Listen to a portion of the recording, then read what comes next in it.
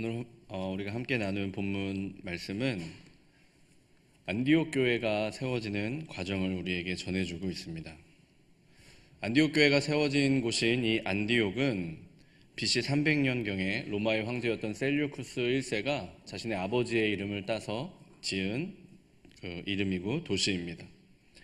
서쪽으로는 지중해가 또 동쪽으로는 대륙이 뻗어져 있어서 통상무역의 요충지로 불렸고요. 이 때문에 예로부터 동방의 여왕이라는 그런 별명이 이 도시 가운데는 있었습니다.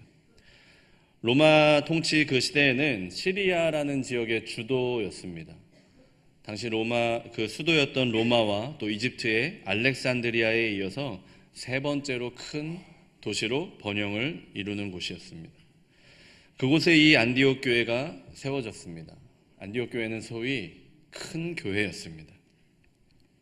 예루살렘 교회에 부조를 보낼 만큼 재정적인 영향력이 있었고 또 사도 바울을 세 차례나 선교사로 파송해서 지원할 만큼의 또 능력이 있는 교회였습니다.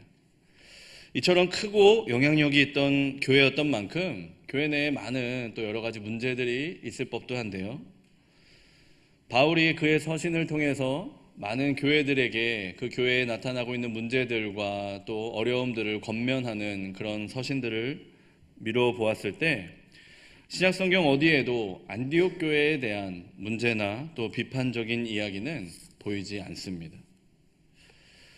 큰 교회였음에도 또 큰 분란 없었던 이 안디옥 교회의 이야기를 통해서 오늘 우리의 교회가 어떻게 세워져야 하는가를 말씀을 통해서 함께 나눠보고자 합니다. 첫째로 안디옥 교회는 구령의 열정 가운데 세워진 교회였습니다. 본문에 보면 안디옥 교회가 세워지는 그 계기가 나오는데요. 성경은 스데반의 일로 일어난 환란으로 말미암아라고 기록하고 있습니다. 예루살렘 교회가 박해를 당했던 그 여파가 안디옥 교회가 세워지는 직접적인 원인이 되었다라는 것입니다. 박해가 일어나서 그 박해를 피해 예루살렘 교인들은 뿔뿔이 흩어지게 되었습니다. 어디로 가야 할지, 어떻게 살아가야 할지 막막하고 답답했을 그 심정 가운데 놓여있을 사람들이었을 텐데요. 그러나 그들이 가는 곳곳에서 복음을 전했다라는 것입니다. 정치적으로 상업적으로 로마 제국에서 매우 중요한 도시였던 이 안디옥 지역에도 이미 많은 유대인 디아스포라들이 머물고 있었습니다. 흩어진 예루살렘 교회 교인들은 거기에서 예수 그리스도의 복음을 전파했습니다. 그러나 이들의 초기 전도 활동은 제한적이었습니다. 오늘 성경에 보니까 유대인들에게만 복음을 전했다라고 기록하고 있습니다. 예수님은 분명히 모든 민족에게 복음을 전하라고 했는데 사실 이들은 그들이 살아왔던 습관 또 관습 또 생각 이해들로 인해서 쉽게 이방인들에게까지 다가가지 못했던 것입니다. 그러던 중에 구브로와 구레네 몇 사람이 그 안디옥 지역에 오게 됩니다. 그리고 나서 아주 획기적인 변화가 일어나는데요. 이들은 구브로와 구레네에서 온 이 기독 신자들, 예루살렘 출신의 신자들보다는 훨씬 더 헬라 언어와 문화에 익숙한 소위 헬라파 유대인이었습니다. 그들은 그 안디옥에서 헬라인에게도 말하여 주 예수를 전파하기 시작했습니다. 처음에는 유대인에게만 복음이 전파되던 것이 이 몇 명의 선구자적인 전도자들을 통해서 헬라인에게도 복음이 전파되기 시작한 것입니다. 별것 아닌 것처럼 보였던 이 전략은 뜻밖의 결과를 낳게 되었는데 성경은요, 수많은 사람들이 믿고 주께로 돌아왔다라고 전하고 있습니다. 아마도 예루살렘 출신의 교인들에게 있어서 헬라인들은 전도를 해야 될 필요성을 못 느끼지는 않았을 것입니다. 그러나 쉽게 다가가지는 못했던 것이죠. 한다 해도 별 효과를 못 느꼈을 것입니다. 그러나 그런 선입견과 그런 어려움을 깨트리고 과감하게 이방인들에게 복음을 전했을 때 주의 손이 그들과 함께 하시는 놀라운 역사를 오늘 이 교회 공동체가 경험하게 되는 것입니다. 전도하기 쉬워 보이는 대상, 또 전도하면 믿을만하다고 예상되는 대상을 골라서 전도하는 것은요, 이미 자신의 마음속에 하나의 선을 긋고 시작하게 되는 것입니다. 이 사람은 가능성이 있겠다. 에이, 저 사람에게는 전도지를 줘봤자 금방 버릴 것 같다. 저 사람에게는 괜히 말 붙였다가는 본전도 못 찾을 것 같다. 그런 마음의 선이, 벽이 우리 가운데 있다라는 것입니다. 그러나 하나님의 구원을 감히 우리가 제한할 수 없죠. 가능하지도 않습니다. 구원은 오직 하나님의 뜻입니다. 우리에게 필요한 것이 무엇입니까?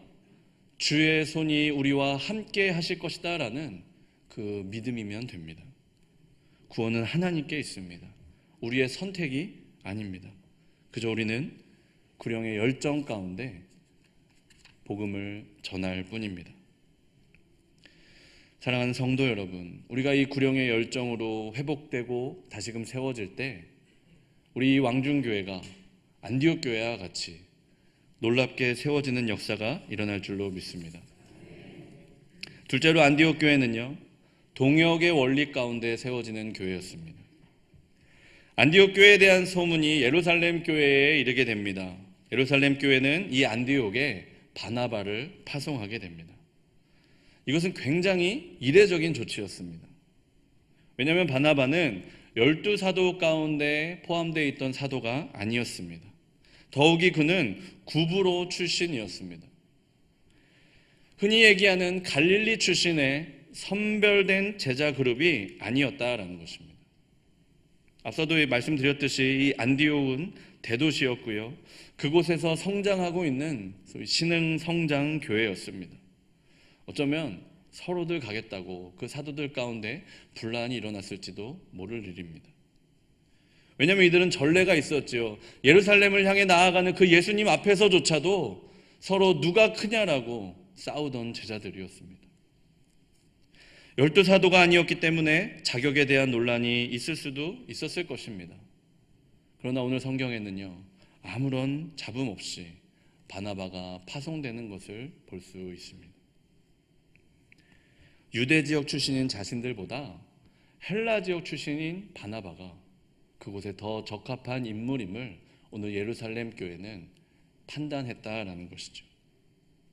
그런 까닭에 헬라파 유대인들뿐 아니라 심지어 헬라인들과도 훨씬 더 잘 통할 수 있을 것이다 라고 생각을 하고 오늘 예루살렘 교회는 바나바를 이 안디옥 교회에 파송하게 됩니다. 참으로 대단한 결정을 내린 것이죠. 그런데 여러분, 이 바나바도 참 대단한 사람이었습니다. 안디옥에 도착한 바나바는 그곳에 정말 필요한 것이 무엇인지를 정확하게 파악했습니다. 성경은 그를 성령과 믿음이 충만한 자라고 소개하고 있는데, 그럼에도 바나바는 이 사역을 위해 이 사역이 혼자만의 것이 아님을 깨닫고 다소에 가서 사울을 데려옵니다. 그리고 사울과 함께 안디옥 교회의 성도들을 말씀으로 가르치게 되죠. 바로 여기에 동역의 원리가 있는 것입니다. 내가 하고 싶지만 나보다 그 일을 더 잘할 수 있는 사람에게 그것을 양보하는 것입니다. 내가 해야 할 일이지만, 나에게 맡겨진 일이지만 나 혼자서는 할 수 없음을 깨닫고 그 동역을 구하는 것입니다. 신앙생활을 하면서 이것만큼은 내 일이라고 생각이 들 때가 있습니다. 바로 그때 내려놓는 것이에요. 제가 괜히 이 말씀 드리면 교회에서 열심히 봉사하고 계신 분들이 갑자기 그렇지 이때야 라고 생각하고 다 내려놓으시면 안 됩니다. 그것이 아니고요, 내가 하고 싶다라는 거예요. 저 일을 내가 하고 싶다라는 겁니다. 그런데 그때 그것을 내려놓는 거예요. 나보다 더 준비되고 하나님께서 예비한 귀한 하나님의 사람이 그 일을 맡게 될 것입니다. 왜요? 바로 그것이 내가 한 일이에요. 내가 내려놓지 않고 내가 그 고집을 꺾지 않으면 그 사람도 그 일을 할 수 없을 것입니다. 그러나 하나님께서 이 일을 위하여 더 준비된 자를 우리 가운데 보내셨음을 믿고 내가 그것을 내려놓을 때 그것은 나로부터 시작되는 일이죠. 또 나에게 무언가가 맡겨졌을 때 그 일로 인해서 혹여라도 부담이 되고 어려움이 있다고 생각이 드신다면 여러분 걱정하지 마십시오. 이미 하나님은 그 일에 훌륭하게 함께 동역할 수 있는 귀한 동역자들을 우리 가운데 이미 허락하신 줄 믿습니다. 아무리 찾아봐도 없는데요. 그럼 여러분 더욱 기뻐하십시오. 하나님께서 친히 여러분과 함께 하실 줄 믿습니다. 예수님도 제자들과 영원히 함께 있고 싶으셨습니다. 그러나 예수님이 떠나셔야 성령님이 오실 수 있었고 성령님이 오시는 것이 제자들에게 더 유익한 것을 아셨기에 예수님은 기꺼이 하늘로 승천하셨죠. 예루살렘 교회가 바나바와 동역하고 바나바가 사울과 동역했을 때 안디옥 교회는 이 귀한 동역의 원리 가운데 세워질 수 있었습니다. 여러분, 이 원리를 오늘 우리의 교회가 함께 세워가기를 원합니다. 그 동역의 원리 가운데 세워지는 우리 왕중교회 되기를 간절히 소망합니다. 마지막으로 안디옥 교회는요, 사랑과 용서 가운데 세워진 교회였습니다. 26절에 보니까 만남에 안디옥에 데리고 와서 둘이 교회에 1년간 모여 있어 큰 무리를 가르쳤고 라고 우리에게 전하고 있습니다. 그런데 이 안디옥 교회가 세워지게 되는 그 과정을 앞서 우리가 나눴는데요. 스데반의 일로 일어난 환난 때문이었습니다. 스데반 집사님의 순교와 그로부터 시작된 예루살렘 교회에 가해진 박해가 이 교인들로 하여금, 제자들로 하여금 흩어지게 됐다라는 것이죠. 그리고 그들이 안디옥에 이르게 되었습니다. 그 박해의 중심에 서 있던 인물이 누구였습니까? 스데반 집사님이 순교하는 그 자리에 사울이 있었습니다. 사울은 그가 죽임당함을 마땅히 여겼다라고 성경은 우리에게 전하고 있습니다. 다메섹에게까지 가서 예수의 제자들을 붙잡아다가 공회에 넘기려고 했던 사람이 바로 사울이었죠. 비록 그가 환상 중에 예수님을 체험했고 언제부턴가 그의 소식이 잘 잠잠해졌고 지금은 그가 어디에서 무엇을 했는지 잘 알지 못한다 할지라도 적어도 안디옥 교회 교인들 입장에서 사울은 분명 불편한 존재였을 것입니다. 100번 양보해서 그가 회심했다 하더라도 핍박을 피해 도망쳤던 이 공동체에 들어오는 것만큼은 용납할 수 없었을 것입니다. 아니요, 사울이 정말 생각이 있는 사람이라면 아무리 바나바가 그에게 권면했다 하더라도 그가 알아서 오지 말았어야죠. 적어도 우리에게는 오지 말았어야죠. 그런데 바나바가 사울을 데려왔을 때 안디옥 교회는 그를 거부하지 않았습니다. 불편해하지 않았습니다. 오히려 그를 통해 하나님의 말씀을 배웠다라고 오늘 성경은 우리에게 전하고 있죠. 어떻게 이런 일이 가능합니까? 안디옥 교회는 사울을 용서한 것입니다. 마음을 열고 그를 받아준 것입니다. 여러분, 아무리 하나님이 만나주셨고 능력이 뛰어나면 뭐합니까? 관계가 회복되지 않으면, 그 사람을 향해 마음이 열리지 않으면 그 관계는 깨어질 수밖에 없습니다. 수많은 능력도 한낱 물거품에 지나지 않죠. 내가 사람의 방언과 천사의 말을 할지라도 사랑이 없으면 소리나는 구리와 울리는 꽹과리가 되고, 내가 예언하는 능력이 있어 모든 비밀과 모든 지식을 알고 또 산을 옮길 만한 믿음이 있다 할지라도 사랑이 없으면 내가 아무것도 아니요, 아무 유익이 없느니라. 바울의 고백입니다. 그 사랑을 받아본 바울의 고백인 줄 믿습니다. 사울이 아무리 위대한 사도이면 뭐합니까? 그가 아무리 뛰어난 영적 체험을 하고 아무리 말씀을 깊이 있게 깨달으면 뭐합니까? 그를 인정하고 받아들이는 공동체가 없으면 그는 아무것도 아니죠.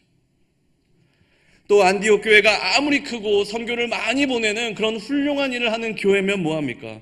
놀라운 부흥을 경험하는 교회면 뭐합니까? 사랑하지 못하고 용서하지 못하면 하나님 앞에서 부끄러운 모습을 보일 뿐입니다. 그런데 오늘 안디옥 교회는 그 사울을 용서하고 받아들였습니다. 마음을 열고 그를 품었습니다. 그의 사도됨을 인정했고 그의 영적 권위를 존중했습니다. 그의 가르침 앞에 엎드렸고 그를 통해 하나님의 말씀을 배웠습니다. 여러분, 이것이 교회의 참된 원리인 줄 믿습니다. 구령의 열정이 회복되는 교회, 동역의 원리가 실행되는 교회, 예수 그리스도의 사랑으로 용서하는 교회, 바로 그 교회가 하나님 기뻐하시는 참된 교회인 줄 믿습니다.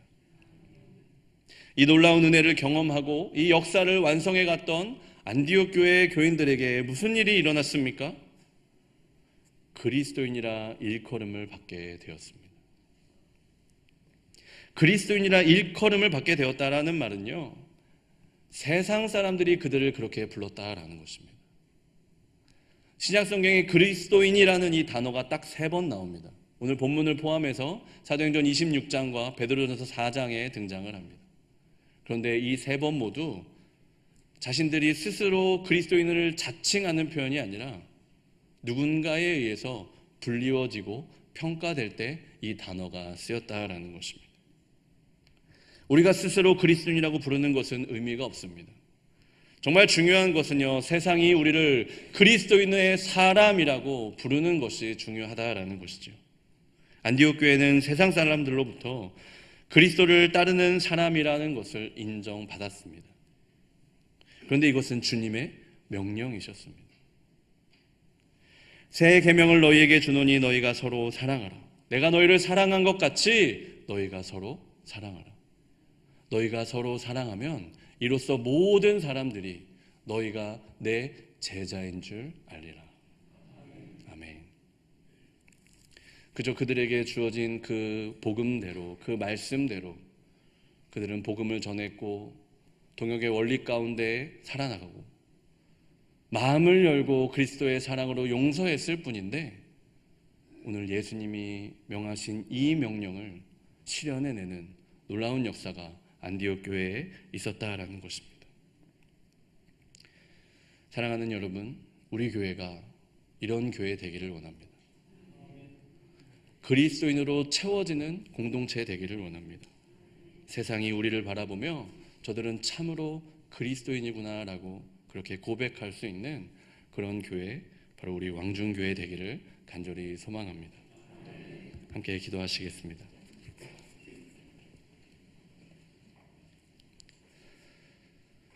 하나님 아버지, 오늘 말씀을 통해 안디옥 교회가 세워지는 과정을 바라봅니다.